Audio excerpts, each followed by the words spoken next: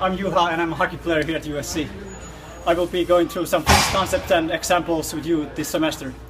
And remember, just like on the ice, there's no such thing as luck in physics. Just keep your head up and work hard.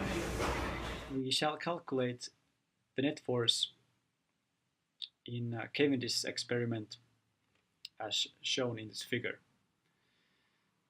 We have the masses of the balls, M1 and M2, and also the distance d between the balls initially, so there's d, and then the length of the rod connecting the small masses, that's L, so we have L2 here.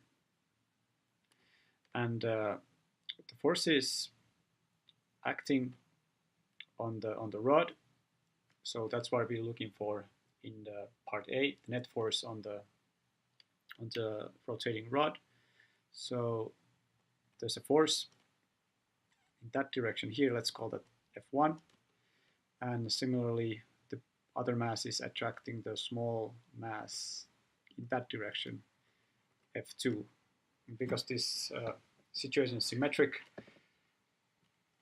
of course those two forces are the same, so let's just say generally F, that's F1 and F2.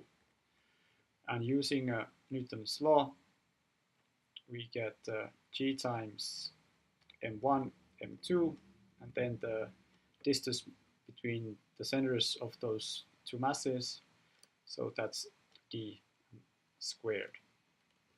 So value of G, 6.67 times 10 to the minus 11 Newton meter squared per kg squared, times mass 1, that's 1.1 kg, and larger mass is 25.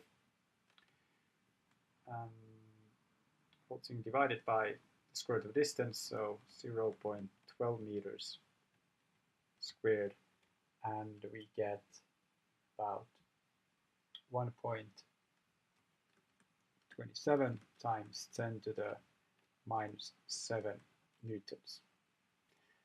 So that is the force, or the magnitude of force F1 and F2.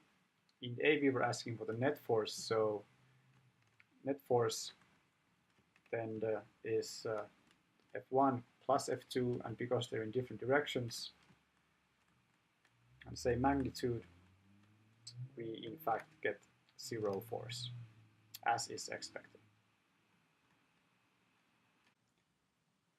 To be precise, that is of course plus, and the fact that they're in different directions cancels the total force to 0.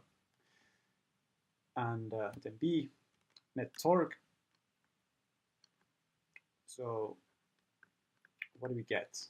We have two torques acting, one from each attraction.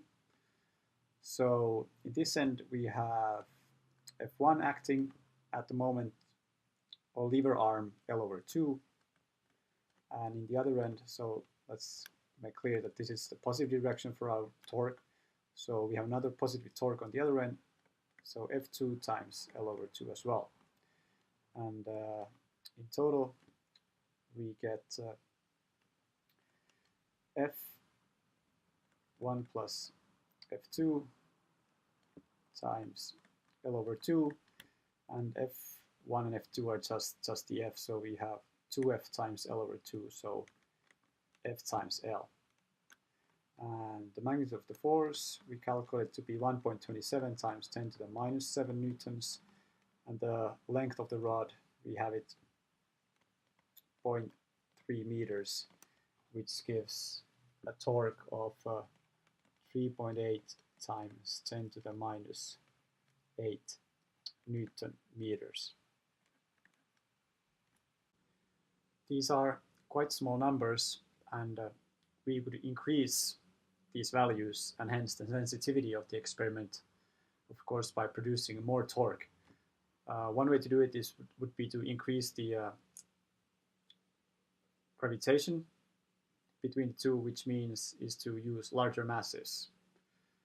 And another way to increase torque is to have a longer lever arm. So in this case, the rotating rod, if that would be larger, we would have larger torques as well.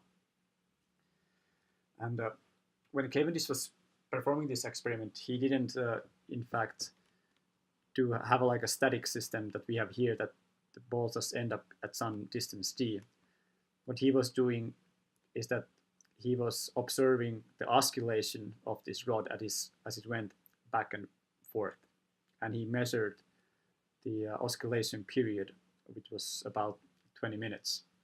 And from that measurement, he was able to deduce the torque and hence the F.